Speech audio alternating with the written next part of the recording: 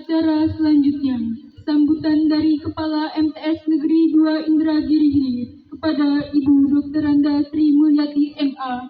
Dipersilakan dengan segala hormat. Bismillahirrahmanirrahim. Assalamualaikum warahmatullahi wabarakatuh. Alhamdulillahirabbil alamin. Wassalatu wassalamu ala asrafil anbiya'i wal mursalin wa ala alihi wa ashabihi ajmain. Yang sama-sama kita hormati dan kita muliakan Al Ustadz Sapril STH IMUD, Ketua Program Studi Ilmu Al-Quran dan Tarbiz Unisi Tembilahan. Yang terhormat Bapak dan Ibu Wakil Kepala MTSN 2 Negeri Tembilahan, yang terhormat Bapak dan Ibu Majelis Guru dan Kepala Tata Usaha beserta karyawan dan karyawati, serta anak-anak yang Ibu banggakan dan Ibu sayangi. Pertama-tama marilah kita mengucapkan puji syukur kehadirat Allah Subhanahu wa Ta'ala yang telah melimpahkan rahmat dan karunia-Nya kepada kita semua sehingga kita bisa melaksanakan tugas sebagaimana mestinya. Tak lupa pula salawat beriring salam kita haturkan kepada junjungan kita Nabi besar Muhammad Sallallahu Alaihi Wasallam dengan ucapan Allahumma sholli ala Muhammad wa ala ali sayyidina Muhammad.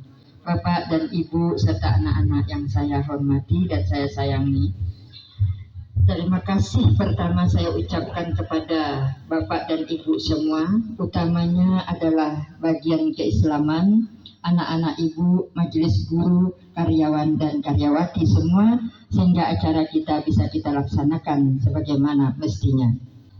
Memang sebenarnya Pak, biasanya kami ini acara dari kelas 7, 8, dan 9. Tetapi karena kondisi dan keadaan sekarang ini, maka hari ini hanya kami adakan untuk kelas 9 saja.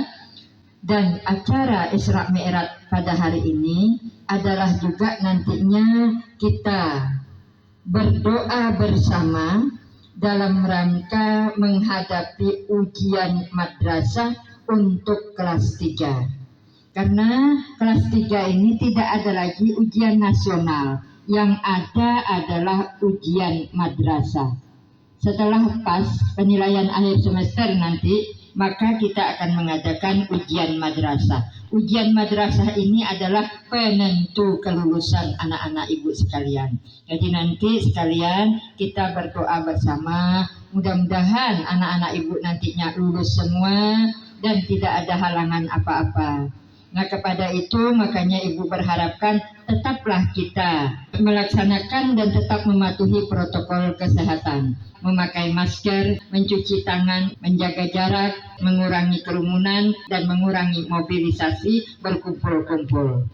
Kepada anak-anak Ibu sekalian, mudah-mudahan nantinya dan kepada kita semua, apa yang disampaikan oleh Bapak Al-Ustadz nanti akan menjadi pedoman bagi kita dan akan meningkatkan keimanan dan ketakwaan kita, baik di masa sekarang maupun di masa yang akan datang.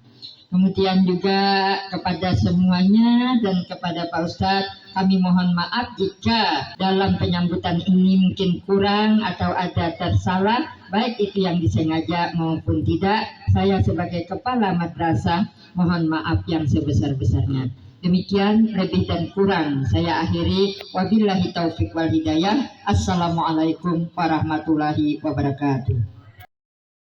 Selanjutnya, uraian hikmah Isra Mi'raj Nabi besar Muhammad Sallallahu Alaihi Wasallam oleh Al Ustadz Syahril STHI MUD. Kepadanya disilahkan. Bismillahirrahmanirrahim. Assalamualaikum warahmatullahi wabarakatuh.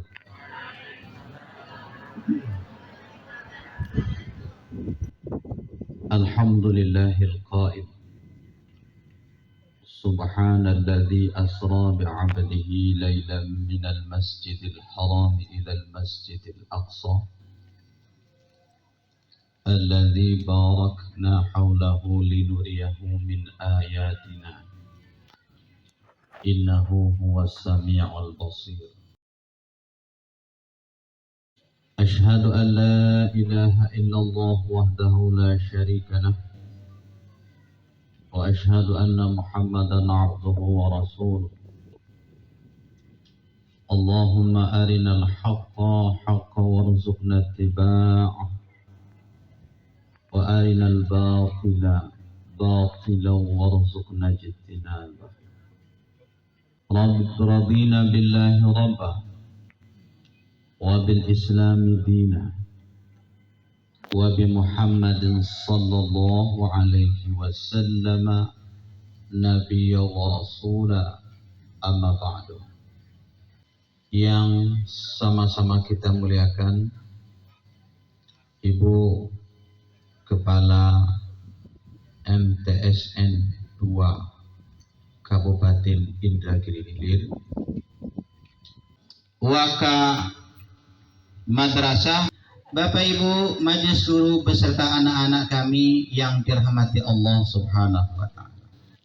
Alhamdulillah sebenarnya, karena pada tahun ini untuk kedua kalinya ujian nasional tidak ada. Jadi kelulusan anak-anak kami ini ditentukan oleh guru-guru kita sendiri. Pertama sekali, tentunya sama-sama kita persembahkan puji serta syukur kehadirat Allah Subhanahu wa Ta'ala. Karena dalam suasana COVID-19 yang kita tidak tahu kapan akhirnya, tak bisa kita prediksi kapan terakhirnya, tetapi kita tetap dapat melaksanakan peringatan Isra dan Mi'raj Nabi besar Muhammad sallallahu alaihi wasallam tahun 1442 Hijriah, dan semua ini terlaksana tentunya dengan izin dan inayah dari Allah Subhanahu wa Ta'ala. Seterusnya salawat dan salam tentunya sama-sama kita persembahkan buat roh junjungan Nabi besar kita Muhammad sallallahu alaihi wasallam. Allahumma salli ala sayyidina Muhammad wa ala ali sayyidina Muhammad. Jarak kita dengan Nabi cukup jauh, adik-adik, anak-anak kami. Sekarang ini sudah 1442. Berapa jarak kita dengan Nabi? Berapa tahun? 1442 Hijriah, 42 tahun. Kita bukanlah sahabat Nabi. Kita bukan orang yang hidup semasa dengan Nabi. Kita tidak pernah bertemu dengan Nabi. Kita tidak dapat dekat dengan Nabi. Kita tidak dapat melihat Nabi. Tapi Allah berikan satu pintu supaya kita dapat dekat dengannya di hari akhir nanti, bahkan bersama dengannya di surga nanti, dengan pintu yang disebut salat. Inna awlan nasi bi yaumal qiyamati aktsaruhum alayya salat. Manusia yang paling dekat denganku di hari kiamat nanti adalah orang yang paling banyak bersalawat kepada.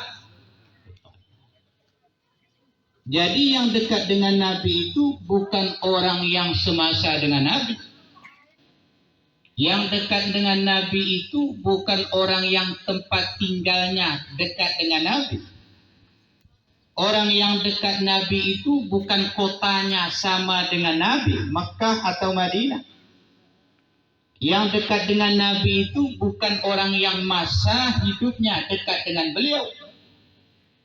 Tapi Allah berikan jalan untuk seluruh umatnya supaya dekat dengan beliau dengan satu amalan, yakni bersalawat. Jadi salawat itu anak-anak kami itu suatu amalan yang ringan, amalan yang mudah, tapi fadilahnya, fungsinya dalam kehidupan kita itu sangat luar biasa. Malahan Allah jadikan salawat itu sebagai jembatan antara kita untuk mendekatkan diri kepada Allah Subhanahu wa Ta'ala. Jadi rajin-rajinlah bersalawat, sering-seringlah bersalawat. Siapa yang tidak pernah bersalawat?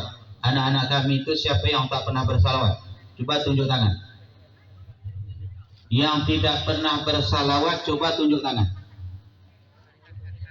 Coba yang jujur saja. Yang tidak pernah bersalawat. Satu hari, satu malam dia tak pernah bersalawat. Kalau ada orang yang tak pernah bersalawat satu hari, satu malam, itu berarti dia tak salat.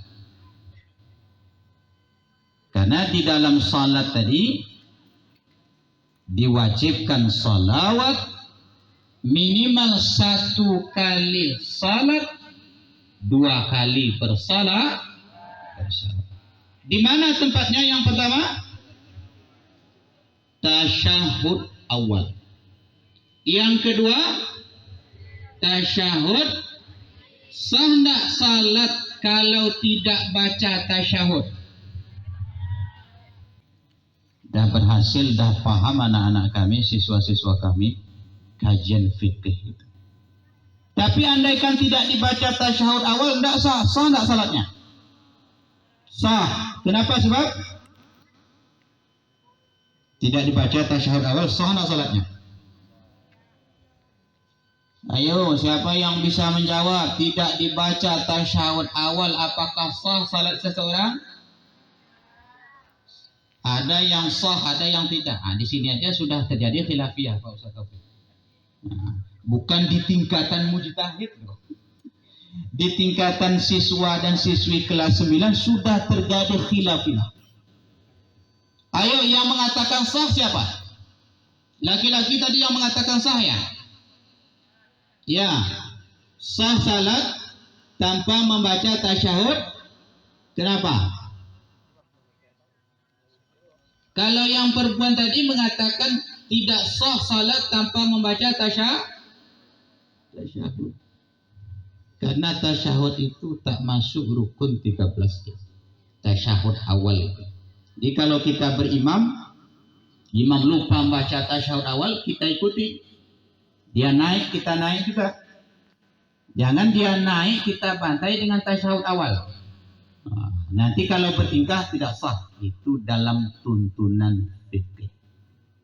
Jadi oleh karena itu, walaupun jarak kita jauh dengan Nabi, masa kita sangat jauh dengan Nabi, tapi Allah berikan satu jalan dan Allah bukakan satu pintu supaya kita dekat dengan Nabi dengan pintu salawat.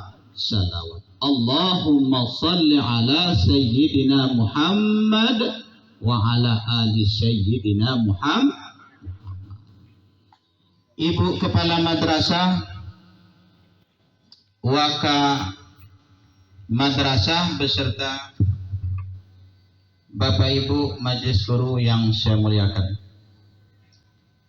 Biasanya kita tempatnya sama-sama tertutup. Ini kalau maju depan ini agak panas ini, Pak Taufik. Jadi saya di belakang saja. Tapi bagus juga ini. Untuk vitamin apa Pak Taufik? Vitamin C. Karena waktu dulu kita yang dijemur ibu-ibu guru. Nah sekarang ibu-ibu guru lagi yang kena panasnya. Tipe? Oh, vitamin A. Saya tidak ahli juga masalah vitamin itu Pak Taufik. Saya kira vitamin C. Vitamin D. Oh, berarti Pak Taufik ahli juga dia. Sama rupanya ilmu saya dengan ilmu Pak Taufik. Rupanya ada yang lebih ahli vitamin D. atau vitamin E, Bu?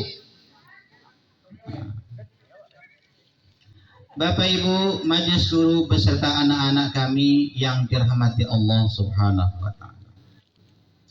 Jarak kita 1442 tahun dari Nabi. Itu artinya peristiwa Isra dan Mi'raj itu lebih kurang 1442 tahun. Kapan terjadi Isra Mi'raj adik-adik? Anak-anak kami? Tanggal 27. Sekarang tanggal berapa Rajab? Berarti belum terjadi Isra Mi'raj. Isra Mi'raj tanggal 27. Sekarang baru 22. Tahunnya yang beda. Nah, Isra Nabi itu terjadi seketika Nabi di Mekah atau Nabi masih di Madinah? Di Mekah. Betul itu, tak pede betul menjawab itu. Berapa tahun sebelum Nabi hijrah ke Madinah? 4 tahun. Ini awak yang depan ini pakai baju putih-putih ini, pakai celana putih, berapa tahun? Nama kamu siapa? Zaki. Asalnya dari mana Zaki? Dari Temilahan. Berapa masa Nabi di Isra Mi'rajkan sebelum dia hijrah? Berapa tahun jaraknya? Nanti sudah ini kamu buka Google. Ada di dalam sejarah disebutkan bahwa Isra dan Mi'raj itu Allah bertujuan menghibur Nabi karena meninggalnya istri beliau yang bernama Khadijah. Ini masih berbeda ahli sejarah.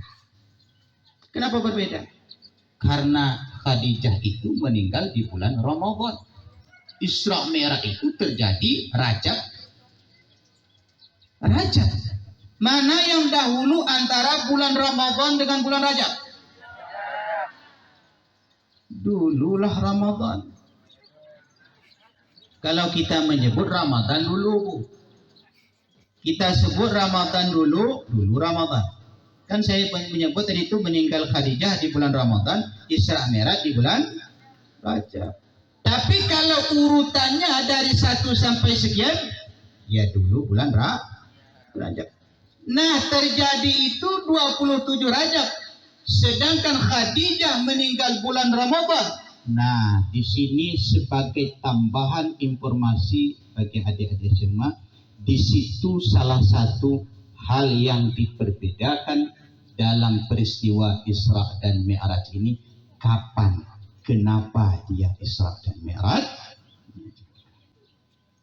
Itu biarlah menjadi tugas ahli sejarah. Tapi mayoritas ulama mengatakan bahwa, dan bahkan ahli sejarah mengatakan bahwa dia di Isra dan Mi'rajkan itu karena untuk menghibur. Nah, kapan Allah ceritakan itu? Di mana Allah ceritakan itu? Di ayat yang pertama surah Al-Isra, juz yang keberapa? Yang ke-15. Ayat yang keberapa? Apa mula ayatnya? Subhan. Kalimat apa itu? Kalimat tasbih. Subhanallah. Kalimat tasbih. Ada lagi alhamdulillah. Ada lagi la haula wala quwata illa billah. Ada lagi inna lillahi wa inna ilaihi raji'un. Ada lagi astaghfirullahal azim. Saya tanya, kapan kita mengucapkan subhanallah? Dalam keseharian adik-adik ini berapa kali mengucapkan subhanallah? 33 kali dalam salat. Di luar salat berapa kali? Berapa kali, Bu? Di luar salat. Tak bisa ngitung. Saking banyaknya, Bu, ya. Tak ngitung. Kalau mengucapkan alhamdulillah berapa hari sekali? Setiap kali. Kalau mengucapkan astaghfirullah berapa kali sehari? Kalau mengucapkan innalillah berapa hari sekali? Kadang-kadang. Jangan salah letak adik-adik. Subhanallah di mana kita ucapkan. Alhamdulillah di mana kita ucapkan. Innalillah di mana kita ucapkan. La haula wala di mana kita ucapkan. Astaghfirullah di mana kita ucapkan.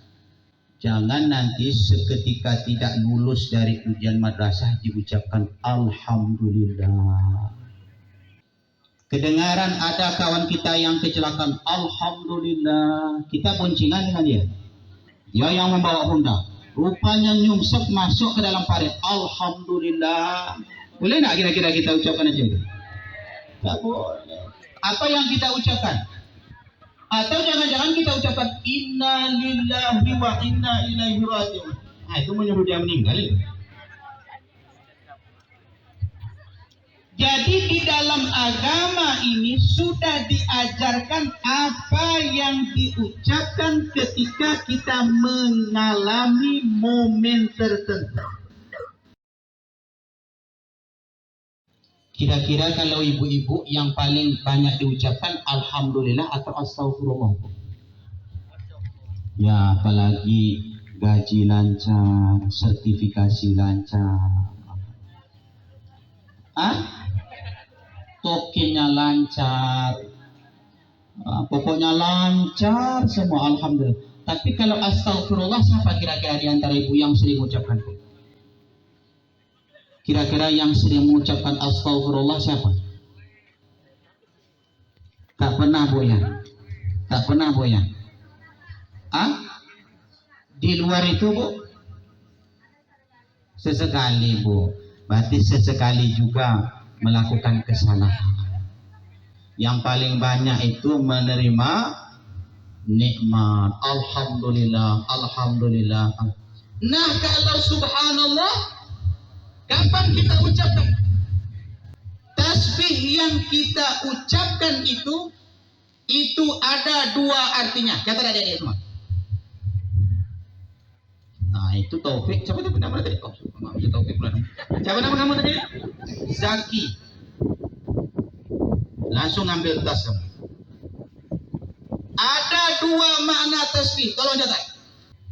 Yang pertama, tasbih itu bermakna tanzihullahi 'anil naqais. Mensucikan Allah dari sifat yang kurang. Itulah tasbih yang menjadi amalan kita setelah salat. Di dalam salat ada kita bertasbih? Ada. Kapan waktunya? Pada waktu rukuk dan pada waktu sujud. Yang pertama catat. Jangan sampai nanti itu sudah kelas 9 keluar dari MTS ini ditanya apa mana tasbih. Tak dapat jawab. Kamu MTS sekolah di mana? MTS. MTSN mana? 2. Siapa gurunya? Ustaz Taufik. Nah, Ustaz Taufik. Mana Ustaz Taufik tadi? Yang pertama, tanzihullahi 'anil naqais. Mensucikan Allah dari sifat yang kurang, dari sifat yang tidak sempurna. Itulah makna tasbih kita selesai. Yang kita ucapkan 33. Subhanallah, subhanallah, subhanallah, subhanallah, subhanallah. Mensucikan Allah dari sifat yang kurang. Apa artinya? Tidak ada unsur makhluk pada zat Allah dan tidak ada unsur ketuhanan pada diri makhluk. Itu jangan bergeser adik-adik, karena itu akidah. Kita mau lewat, kamu lewat jalan mana? Jalan itu. Hati-hati, itu ada pohon besar. Banyak orang yang hilang di situ. Paham tak? Itu namanya kita menisbatkan ada ketuhanan pada diri makhluk. Itu yang harus begitu. Jangan sampai tergeser. Kalau kita menilai Allah itu ada yang kurang, itu kita menisbatkan unsur makhluk ada pada zat Allah. Itu tidak. Itu kita jauhkan. Nabi Ibrahim adik-adik, seketika dia sakit, dia bilang apa? Aku yang sakit. Bukan sakit itu datang dari Allah. Kalau kita sakit, kita bilang datang dari siapa? Tapi seketika dia bilang aku disembuhkan, yang menyembuhkan itu adalah Allah. Dia tidak mau menghubungkan penyakit itu, yang memberikan itu adalah Allah. Kenapa? Sebab karena sakit itu sesuatu yang tidak disenangi oleh hawa nafsu. Ya enggak? Kita semua tidak senang itu. Yang tidak disenang itu dia jauhkan. Seketika Nabi Ayub itu sakit, adik-adik tahu apa penyakit Nabi Ayub? Sampai berulat-ulat badannya. Sampai berulat-ulat. Ketika dia ingin salat, ulatnya ditanggalkan. Setelah selesai salat, ulatnya dimasukkan kembali. Siapa kira-kira yang ada di MTSN ini seperti itu? Badannya berulat, seketika akan salat ditanggalkan dulu. Seketika selesai salat dimasukkan kembali. Dia mengatakan, aku sakit karena diganggu syaitan. Tapi Allah yang menyembuhkan. Paham tak? Seketika kita berobat ke dokter, bagus betul dokter itu. Kemana-mana saya berobat itu tak sembuh-sembuh penyakit saya. Tapi baru satu kali saya berobat, saya minum obat dokter, alhamdulillah sembuh penyakit saya. Bagus betul. Dalam bahasa orang Sumatera, rancak bana. Yo bana rancak. Ubeknya. Nah, ibu kepsik tak tahu itu. Apa artinya? Padahal tidak ada yang menyembuhkan penyakit itu kecuali izin Allah. Jadi Nabi Musa-nya adik-adik, dia sakit gigi. Dia sakit gigi, kan pada waktu itu belum ada klinik seperti sekarang lagi. Belum ada dokter, belum ada rumah sakit, belum ada pustu, belum ada puskesmas, dan seterusnya. Pada masa Nabi Musa, dia sakit gigi. Akhirnya dia berdoa kepada Allah, minta tunjukkan apa obatnya ya Allah. Bayangkan, Nabi Musa langsung memohon kepada Allah, minta petunjuk obatnya apa. Dan Allah sampaikan kepada Nabi Musa, Musa, penyakit gigi kamu itu obatnya, kamu harus mendatangi padang itu, cari rumput yang bernama itu, kemudian tusukkan ke gigimu. Nah, Allah sampaikan ke Nabi Musa, obatnya ada di padang itu, rumputnya itu, kemudian ambil rumput, tusukkan ke gigi. Akhirnya Nabi Musa itu berjalan. Dia mencari di mana rumput yang dimaksud, yang dijelaskan oleh Allah itu. Akhirnya berjalan, dia bertemulah padang yang dimaksud. Nah, padang yang luas itu dia cari, mana ya rumput itu, mana ya rumput. Cari dari sudut ke sudut, dari sudut ke sudut, belum juga ketemu. Akhirnya dia ketemu, oh ini ya rumput yang dimaksud. Dia petik rumput itu. Dia tusukkan ke giginya. Alhamdulillah giginya sembuh. Dengan apa obatnya? Ini yang di depan ini, yang sebelah kanan saya itu kok kusuk betul. Sampai meletakkan kepalanya di tas itu. Luar biasa kusukan. Nama kamu siapa? Fajri? Rafi? Napi? Saya kira Napi. Yapi? Nabil. Nah itu karena jauh Bu. Jadi terdengar saya Napi. Nabil. Nah suatu ketika berselang beberapa waktu setelah itu, Nabi Musa itu kembali sakit gigi. Datang pula sakit gigi lagi, bengkak. Giginya sakit. Menangis. Sama kita kalau sakit gigi, nangis kan? Meneriak mak kan? Manggil mak kan? Tapi Musa tak ada seperti itu. kita yang seperti itu. Ma kita. Apalagi adik-adik ini yang kelas 9. Saya kadang-kadang tak ngerti kelas 7, kelas 8, kelas 9. Karena ini istilah baru. Kelas 8, kelas 7. Nah, seketika dia kembali sakit gigi, Nabi Musa ini kembali dia tidak lagi memohon kepada Allah langsung saja. Langsung dia pergi ke padang tadi, dia cari rumput tadi, dia ambil rumput, dia tusuk. Seketika tusuk semakin jadi sakitnya itu, membengkak giginya dia. Semakin jadi membengkaknya itu.